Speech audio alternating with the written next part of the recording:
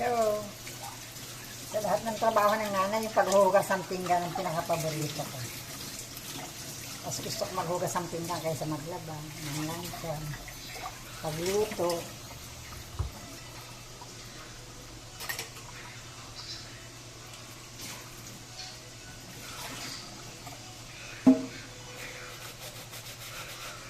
Kahit lahat ng hugasan sa akin ibigay, kaya ko. Pag lang ako mapapaglabas eh, dapat lalo ng plancha.